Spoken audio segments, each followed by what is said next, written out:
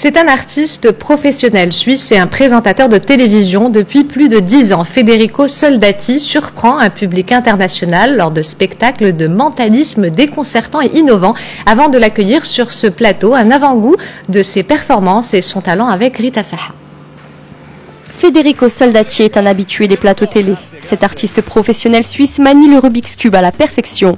Mais ce n'est pas là son seul talent. Ce jeune prodige de 26 ans est mentaliste.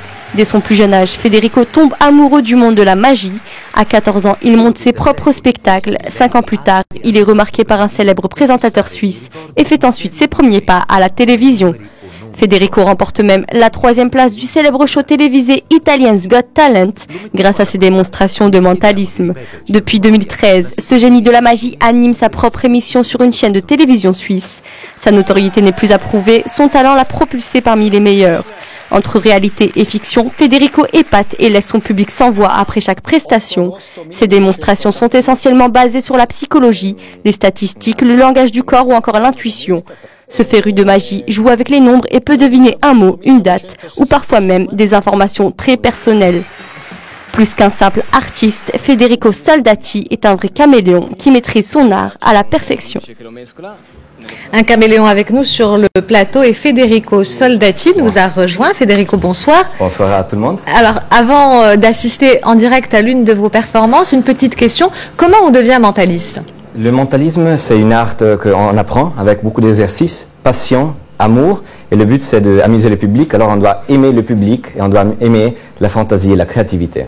Alors, vous réussissez, on l'a vu dans le papier de Rita Saha, des numéros vraiment incroyables. Je sais aussi, vous me l'avez dit tout à l'heure, je précise qu'on ne se connaît absolument pas, qu'on s'est vu quelques minutes avant ce journal pour une répétition. Exactement. Mais je sais que vous détenez un record en Suisse dans le cube de Rubik. C'est vrai, oui. Alors, vous êtes capable, c'est-à-dire que je peux... Oui, absolument. Voilà. Vous pouvez le mélanger. Je peux le mélanger. Et je vais essayer de retrouver la solution le plus vite possible. D'accord. Et pensez qu'il y a 93 millions de milliards de solutions possibles. 3 milliards de solutions pour le remettre. Une seule est la juste. Très bien, je vous le redonne. Ouais, c'est gentil. Alors, 3, 2, 1, et c'est parti. Est-ce que vous mélangez souvent les cubes de Rubik? C'est quelque chose que vous faites parfois? Absolument pas. Je vous le demande parce que c'est très bien mélangé, je vous dis. Alors, vous détenez un record en Suisse, vous êtes capable de le faire en combien de temps à peu près? Normalement 13 secondes, mais avec la pression de la télé, évidemment, c'est plus difficile. Et vous pouvez aussi le faire les yeux fermés. Hein. Oui, par cœur. C'est beaucoup plus difficile, on n'a pas le temps aujourd'hui, mais c'est possible. Et puis voilà. C'est un numéro que vous avez très bien, excellent, incroyable. Alors, qu'est-ce qui vous a emmené au Maroc, Federico? Deux choses, mon oncle et la magie. Parce que mon oncle habite au Maroc, alors je devais faire une vacance aussi. J'en ai en profité aussi pour faire un spectacle à l'école américaine George Washington Academy.